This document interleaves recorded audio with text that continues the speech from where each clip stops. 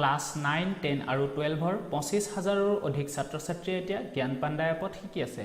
উচ্চ মানদণ্ডৰ শিক্ষাৰ বাবে এতিয়াই ডাউনলোড কৰক জ্ঞান পাণ্ডা এপ। ডিসিপ্লিন অর্থাৎ নিয়মানুবর্তিতা। ইন্ট্রোডাকশন।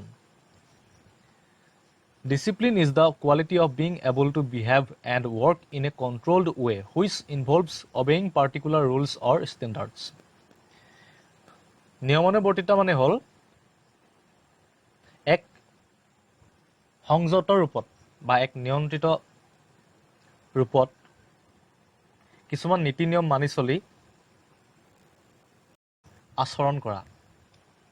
অৰ্থাৎ মানুহে কিছুমান নীতি নিয়ম পালন কৰি এক নিয়ন্ত্ৰিত আচৰণ কৰাই হৈছে নিয়মানুবৰ্তিতা।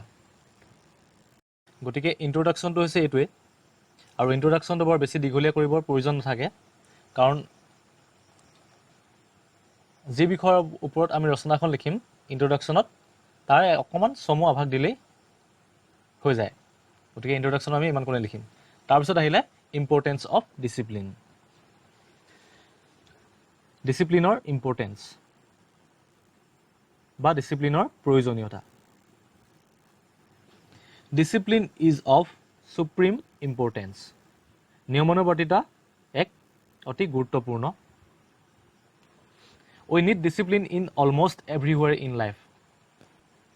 নিয়মানুবৰ্তিতা আমি জীৱনৰ প্ৰত্যেকটো কাৰ্যতে পালন কৰিব লাগিব বা জীৱনৰ প্ৰত্যেকটো কাৰ্যতে নিয়মানুবৰ্তিতাৰ অতি প্ৰয়োজন। Anyone without discipline can fail in their life. যিকোনো ব্যক্তিয়ে ডিসিপ্লিন অবিহনে জীৱনত বিফল হ'ব পাৰে। Without any discipline, no human can ever celebrate the happiness of success. নিয়মানুবৰ্তিতা নহ'লে কোনো ব্যক্তিয়ে কোনো মানুহে জীৱনত সফল হোৱাৰ হ্যাপিনেছখিনি সফল হোৱাৰ আনন্দখিনি উদযাপন কৰিবলৈ নাপাব। অৰ্থাৎ যদিহে তেওঁ নিয়মানুবৰ্তিতা পালন নকৰে, তেওঁ যদি নিয়ম মাফিক কাম নকৰে সদায়, তেওঁ জীৱনত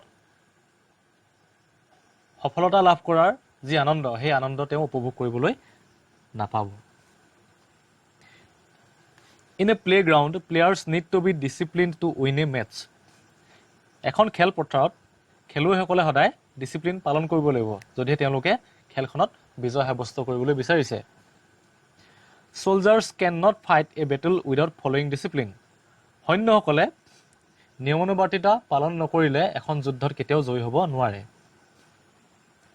গতিকে তোমালোকে যেতিয়া এখন খেল চাবা, ভাল ভাল খেলুৱৈ খেলে বা তোমালোকে নিজেও কেতিয়াবা খেলা, তেতিয়া মন কৰিবা যে খেলুৱৈসকলে কিমান নিয়মানুবৰ্তিতা পালন কৰি খেলখন খেলি আছে,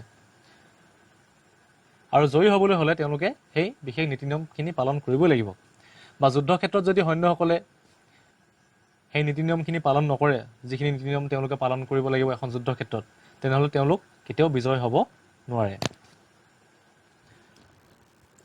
ডিসিপ্লিন ইন ষ্টুডেণ্টছ লাইফ। তাৰপিছত এটা পইণ্ট দিয়া আছে যে ছাত্ৰ জীৱনত নিয়মানুবৰ্তিতা। Student life is a period of learning. ছাত্ৰ জীৱনটো হৈছে শিকাৰ সময়। ছাত্ৰ অৱস্থাতে ছাত্ৰ ছাত্ৰীসকলে কি কৰে? শিকে বা শিক্ষা আহৰণ কৰে। And a disciplined student can always learn better.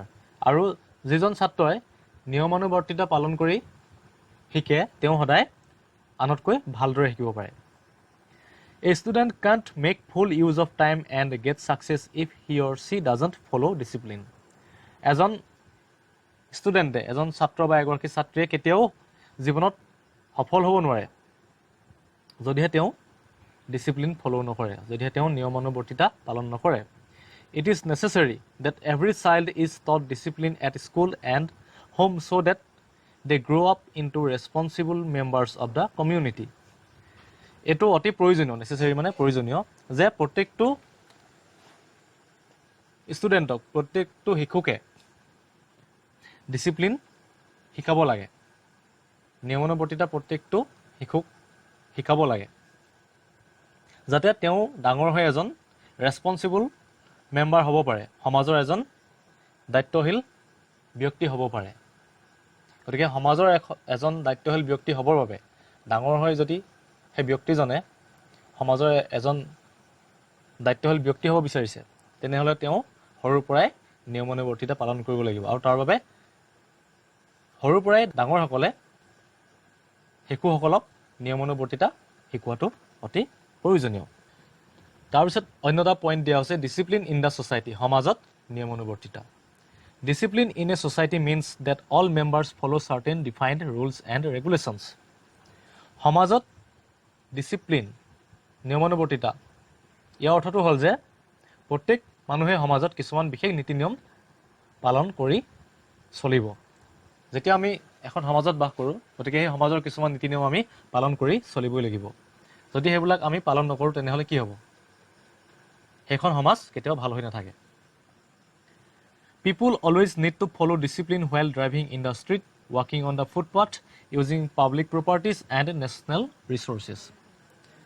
মানুহে সদায় ডিচিপ্লিন ফ'ল' কৰিব লাগিব, সদায় নিয়মানুৱৰ্তিতা পালন কৰিব লাগিব যদিহে তেওঁ ৰাস্তাত এখন গাড়ী চলাই আছে।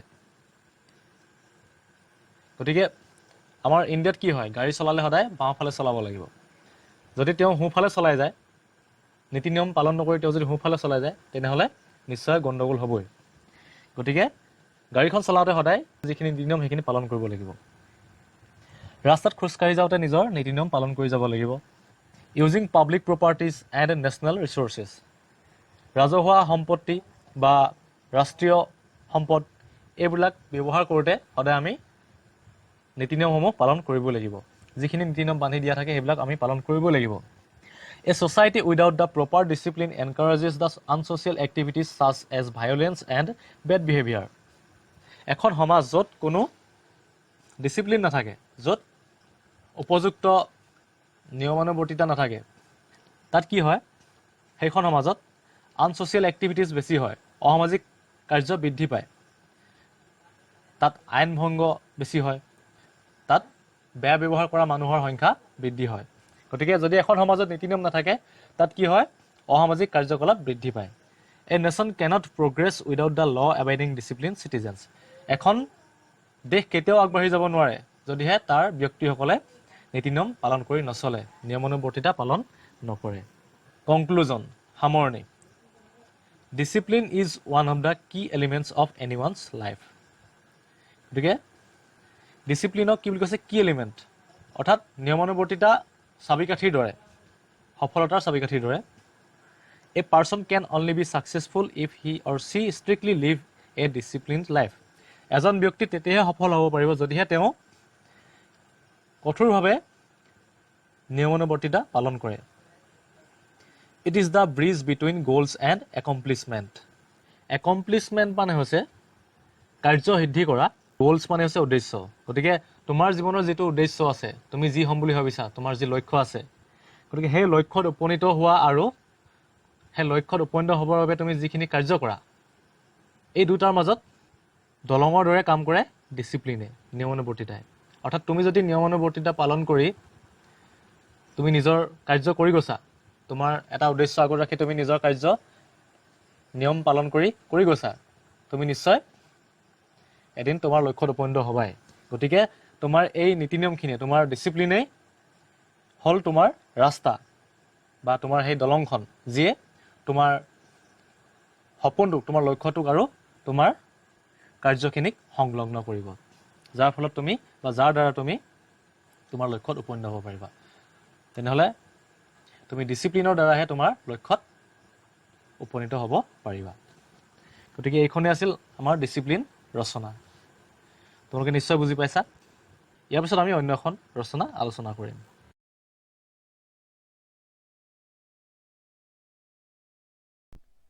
সকলো বিষয়ৰ সম্পূৰ্ণ ভিডিঅ' আৰু প্ৰশ্ন উত্তৰ নোটছ আদি পাবৰ বাবে প্লে ষ্ট'ৰৰ পৰা এতিয়াই জ্ঞান পাণ্ডা এপটো ডাউনলোড কৰক।